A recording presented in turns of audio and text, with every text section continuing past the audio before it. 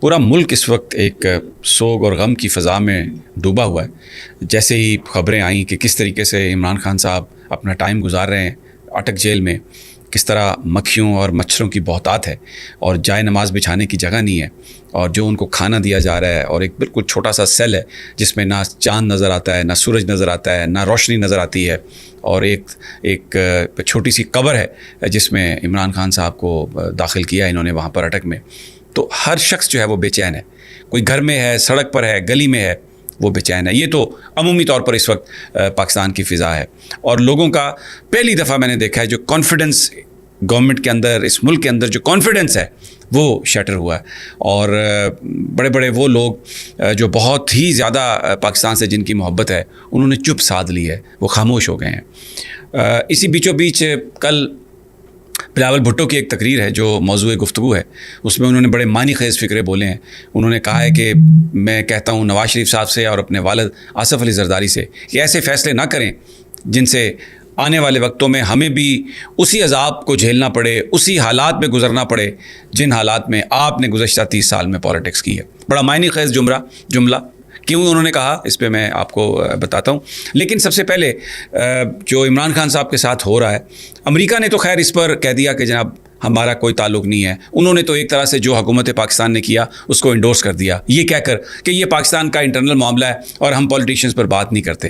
آپ کرتے ہیں، پولیٹیشینز پر بھی ہے، امریکنز بات کرتے ہیں، ہر چیز میں انٹروین کرتے ہیں، رجیم چینج کرتے ہیں. لیکن عمران خان کے مسئلے پر آ کے انہوں نے کہا کہ ہمیں کوئی اس پر ہمیں کوئی کنسرن نہیں ہے. ان کے ترجمان نے تو جو پاکستان کے عوام کے جذبات اور جو عمران خان کہتا تھا وہ سچ ثابت کر دیا کہ یہ سب کچھ امریکہ کے ایمان پر ہوا ہے اور امریکی ہی اس کے پیچھے ہیں، رجیم چینج کے پیچھے، کیونکہ انہیں افغانستان میں اپنے مقاصد چاہیے، کیونکہ انہیں سی پیک کو ذرا لو کرنا ہے، اسپیڈ کو اس کی کم کرنا ہے. تو جو بھی ان کے مفادات ہیں یہ رجیم کیونکہ ایک امریکہ کی خوشنودی کے لیے ہے، تو اس لیے انہوں نے بالکل کہ یہ پاکستان کا انٹرنل معاملہ ہے. کیا کسی کو آپ زندہ گاڑ دیں، یہ انٹرنل معاملہ ہے. آپ چارٹر ہے یونائٹڈ نیشن کا ہیومن رائٹس کا جس پر آپ نے دستخط کیے ہوئے ہیں، جس میں آپ اس کے پابند ہیں، اور یہاں پر کوئی ڈیو کورس آف لا جو ہے وہ نہیں فالو کیا گیا، اور ایک ہمیں دشمنی نظر آ رہی ہے، ایک ہمیں باعث نظر آ رہا ہے، ایک ہمیں ایک ریاستی جبر نظر آ رہا ہے جس کے ذریعے عمران خان کو آپ نے اندر ڈالا ہے. تو یہ اس کو یہ کہہ دینا کہ یہ کسی ملک کا انٹرنل معاملہ ہے، یہ امریکہ ایک منافقانہ کردار جو امریکہ نے ادا کیا وہ ایکسپوز ہوا ہے. امریکہ دوبارہ اس ملک کے لوگوں کے دلوں میں جو اس وقت جو چیز بیٹھ گئی ہے امریکہ کے حوالے سے، یہ سوچنا چاہیے امریکہ کو کہ کیا ان کی خارجہ پالیسی کے مقاصد اس طرح پورے ہوں گے. ہر جگہ اس طرح سے آپ کی خارجہ پالیسی کے مقاصد پورے نہیں ہوتے کہ وہاں کے طاقتور لوگوں سے آپ کے صرف تعلقات ہوں.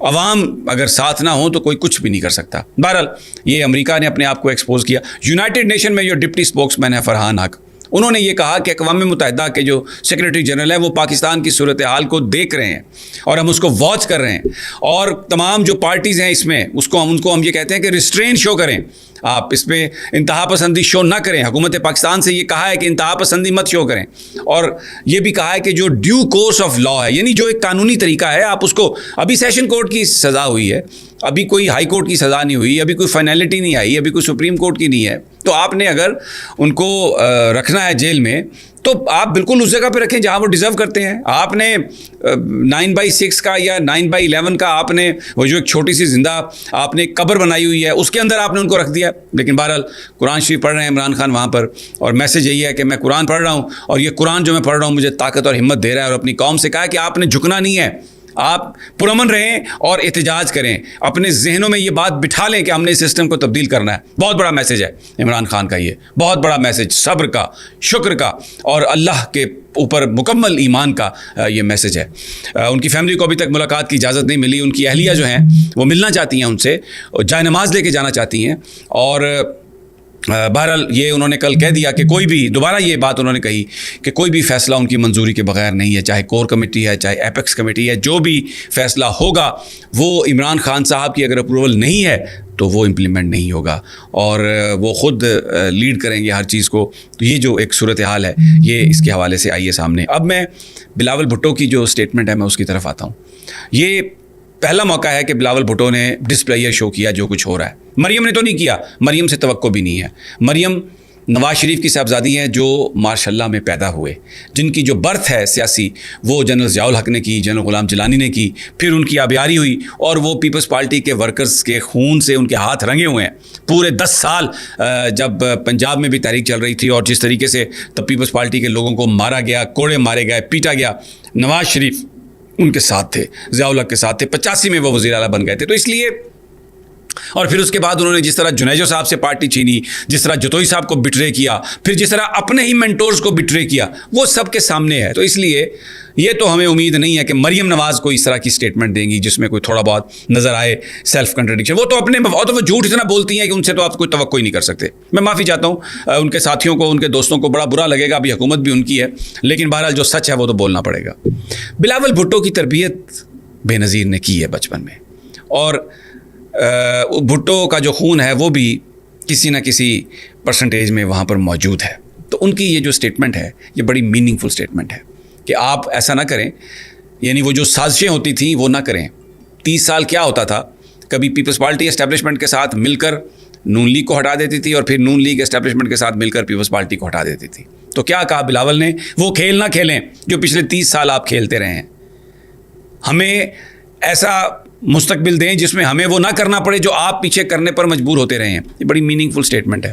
اس سے بڑے سوال اٹھتے ہیں, کیا پیپلز پارٹی اور نون لیگ پر ان کے بیچ کیئر ٹیکر پر نگران وزیر اعظم کے مسئلے پر اتفاق رائے نہیں ہو رہا؟ کیا کچھ اور کہا جا رہا ہے؟ اور میرا اپنا ذاتی خیال ہے, یہ میرا ذاتی خیال ہے کہ جس طریقے سے عمران خان صاحب کو رکھا گیا ہے, شاید بلاول بھٹو کی کانسینٹ, یا کانسینٹ ایک ڈفرینٹ ورڈ ہے, بلاول بھٹو شاید اس کو انڈورس نہیں کر رہے. اور انہوں نے ڈائلاگ کی بات کی ہے. یہ انہوں نے کہا کہ مکافات عمل ہے, ظاہر ہے انہوں نے یہی کہنا تھا, لیکن انہوں نے یہ کہا کہ ڈائلاگ ہونے چاہیے. پھر مثال دے کے کہا کہ واپڈا کو وزیر پاور نے رن کرنا ہے یا چیف جسٹس صاحب نے رن کرنا ہے.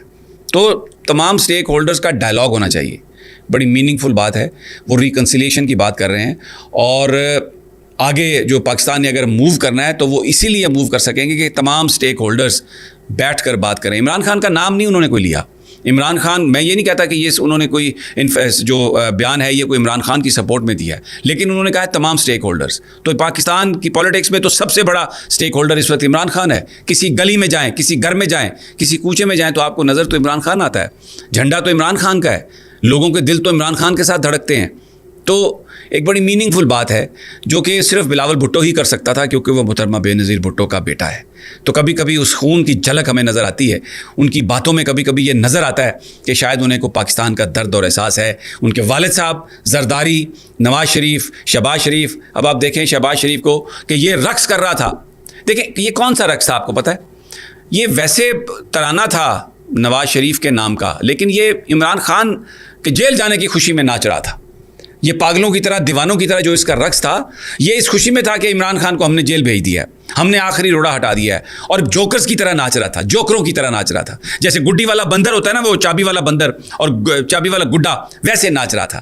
اور یہ صرف عمران خان کو جیل بھیجنے پر یہ ایک ناچ تھا. اور یہ کوئی نواز شریف کے نعروں, نواز شریف کے بارے میں تو جو سوچتا ہے شہباز شریف سب کو پتہ ہے. کہاں ہے مریم نواز اس جلسے میں, کیوں نہیں آئی, کیوں خاموش ہے اتنے دنوں سے؟ اس لیے کہ اس وقت تو سارا کچھ شہباز شریف کے ہاتھ میں ہے. وہ تو جو اور خوش آمد کے اس نے اتنے ریکارڈ توڑ دیے ہیں. پاکستان, اس بر صغیر پاک کو ہند میں کوئی اتنا بڑا خوش آمدی نہیں ہے جتنا بڑا خوش آمدی شہباز شریف ہے.